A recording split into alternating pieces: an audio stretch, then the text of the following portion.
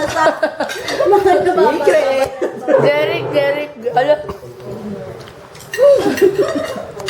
Ba't naman mata babae? Ha? Virgin ka. Baka mamaya sabihin natin tayo. Tinamaan ako sa GM eh. Fight! Ang ako nabuntis si Tonton, fight!